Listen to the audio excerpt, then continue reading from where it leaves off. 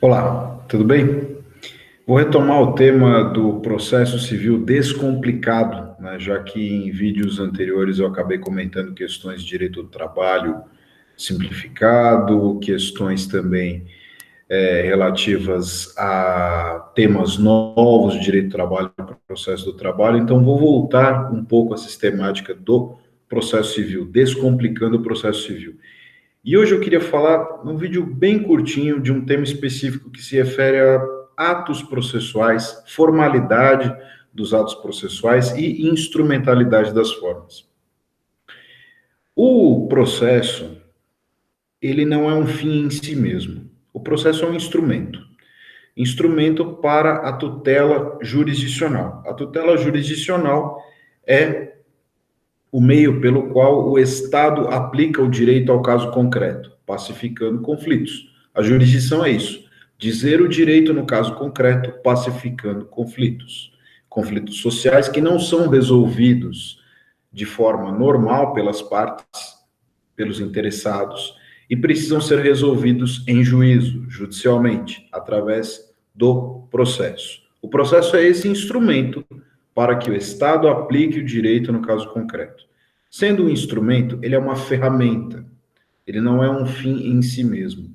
Ele tem regras, algumas regras de formalidade dos atos processuais, só que essas regras de formalidade servem para garantir que todos que participam do processo sejam tratados de forma igualitária e que tenham respeitadas as suas garantias de poder ter ciência dos atos processuais, poder se manifestar desses atos processuais e poder se defender em juízo.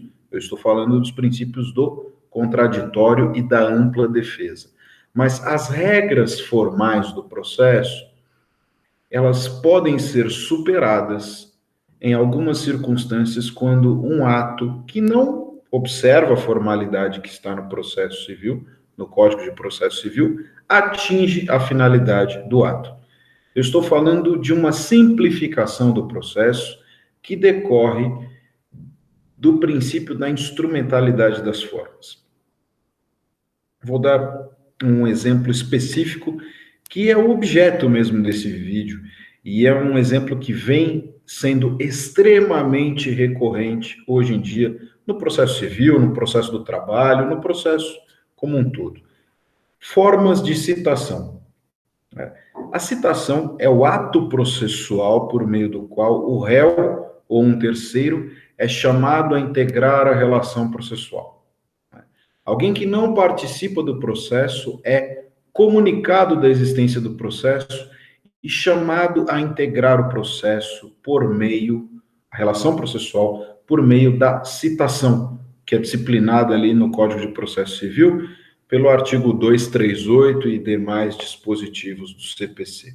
É uma forma de comunicação.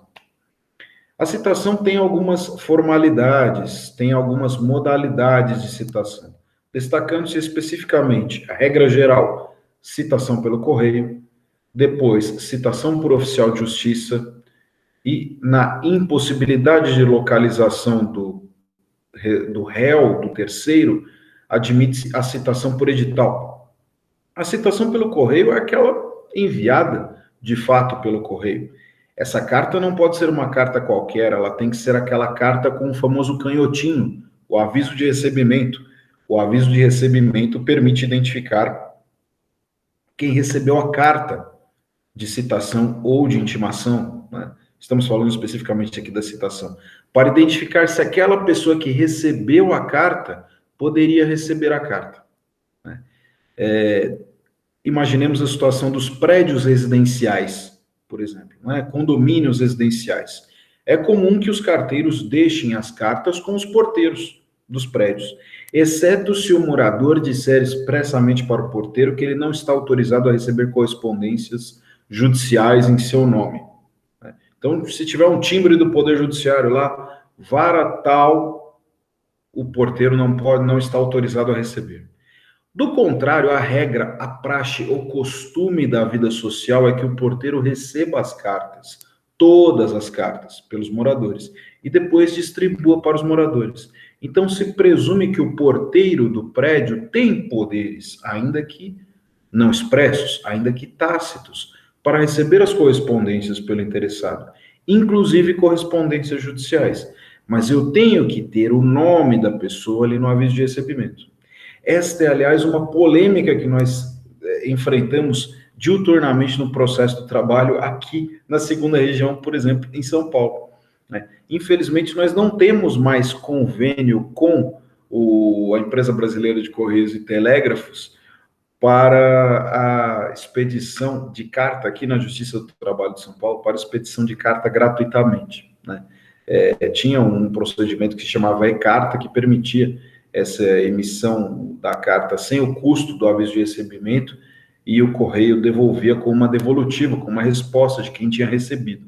Agora nós não temos mais este convênio e é um problema grave no processo do trabalho, né, aqui em São Paulo. No processo civil, não existe essa peculiaridade, esse problema que tem no processo do trabalho aqui em São Paulo, por uma questão muito simples. Aqui, ou o interessado paga o valor do aviso de recebimento, ele deposita em juízo o valor, né? Ele já antecipa o custo do selo postal, ou se ele for beneficiário da gratuidade, né? Se ele for pobre, e se o juiz deferir a chamada gratuidade de justiça, neste caso é o Estado que arca com o custo dessa postagem. Então, problema resolvido. Tem lá a carta com aviso de recebimento. E o porteiro do prédio pode receber pela pessoa, presumindo-se que ela tem poderes. Mas o aviso de recebimento é importante para os casos em que as pessoas que recebem a carta não têm poderes para tal. Imagine um carteiro negligente que entrega a carta para o vizinho, sem saber se o vizinho pode receber a carta pela pessoa. Neste caso, essa citação seria completamente inválida, porque não tem como demonstrar que a pessoa destinatária da carta realmente recebeu a carta, a citação. Então, essa citação é completamente inválida. Uma outra hipótese de citação é a citação por oficial de justiça. Ela é subsidiária, digamos assim. Ela é usada quando eu não consigo, através da citação por carta, através dos correios, conseguir a citação do interessado. E aí, nesse caso, eu mando o serventuário da justiça, o oficial de justiça, com um mandado assinado pelo juiz. E aí o oficial de justiça vai lá, localiza a pessoa e cita a pessoa pessoalmente, né? Identifica exatamente a pessoa, lê o mandado para ela, entrega a cópia para ela e certifica que citou a pessoa. Se não é localizada de nenhuma forma o interessado, admite-se a última hipótese, que é a citação por edital. Essa citação por edital é uma citação que decorre apenas da publicação da citação, da comunicação do ato processual no Diário Oficial, e ocorre a presunção de que a pessoa tomou ciência pela publicação no Diário Oficial. Obviamente, essa presunção é absoluta e ficta. Absoluta. Não admite prova em contrário.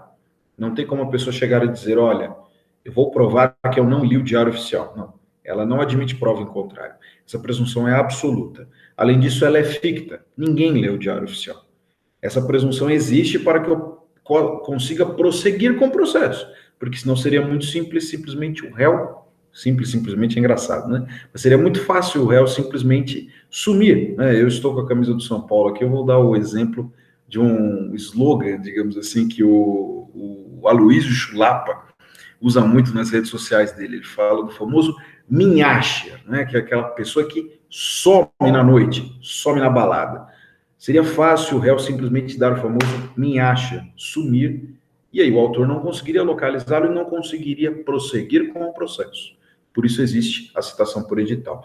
Agora, eu estou falando dessas figuras formais que estão reguladas no CPC, mas eu falei da instrumentalidade das formas. Do que eu estou falando especificamente? Hoje está se tornando cada vez mais comum, cada vez mais popular a adoção de meios eletrônicos de citação dos responsáveis, dos réus e dos terceiros. Citação por e-mail e citação por aplicativos de mensagem, WhatsApp e Telegram. Desde que seja possível identificar que aquele correio eletrônico, aquele e-mail, aquele número de WhatsApp, aquele número de Telegram pertence ao interessado, o STJ, TST, TRT, outros tribunais, de forma geral, TJs por aí também, vem reputando válidas as citações realizadas, citações em intimações, que também são atos de comunicação processual, realizadas por meio desses correios eletrônicos. Existe uma grande preocupação, é verdade, de se identificar se aquele e-mail, aquele número de WhatsApp, aquele número de Telegram, de fato é da pessoa a ser citada. Uma vez identificada, este procedimento vem sendo realizado de forma célere, eficaz e vem atingindo a finalidade do ato. E por que eu estou falando da instrumentalidade das formas? Porque, a rigor, pelo CPC, não existe citação por e-mail. Não existe citação por Telegram, não existe citação por WhatsApp, mas atinge a finalidade do ato. Eu consegui comunicar o réu ou o terceiro interessado sobre esse processo, ele conseguiu integrar o processo, ele conseguiu tomar ciência do que aconteceu no processo, conseguiu apresentar requerimentos e petições, conseguiu produzir provas. Então, a finalidade do ato foi atingida. A finalidade do ato de citação é essa: integrar o terceiro ou integrar o réu à relação processual, para que ele possa se manifestar, participar, interagir, né? Exercer o contraditório e a ampla defesa. Se essa finalidade foi atingida, ótimo, supre qualquer irregularidade do ato. Então, o ato atingiu sua finalidade. Tá? Esse procedimento vem sendo usado, por exemplo, na Justiça do Trabalho, hoje, em plena pandemia, em 2021, quando nós temos problemas de citação por correio, já que nós não temos o aviso de recebimento no processo do trabalho. No processo civil, as cartas são todas com aviso de recebimento, e nós não conseguimos, no processo do trabalho, fazer a citação por oficial de justiça, porque os oficiais estão afastados do serviço presencial em razão da pandemia. Neste caso, os oficiais de justiça fazem a citação por meios eletrônicos, identificam correio eletrônico ou número de WhatsApp ou de Telegram da pessoa e emitem os mandados de citação por lá, ou então entram em contato, ligam para as pessoas e fazem por telefonema mesmo a citação, telefonema de WhatsApp ou telefone de celular, ou mesmo de Telegram, e pelas mensagens dos aplicativos também fazem a citação. Mas é preciso que os oficiais de justiça identifiquem que, de fato, aquele meio eletrônico de contato é o meio eletrônico de contato do réu, do interessado. Neste caso, a citação será perfeitamente regular e o processo vai prosseguir daí em diante. Tá? Lembrando, só para fechar esse vídeo, que o processo é um instrumento, ele não é um fim em si mesmo, por isso as formalidades são superadas se a finalidade do ato é atingida. É isso. Muito obrigado. Até o próximo vídeo.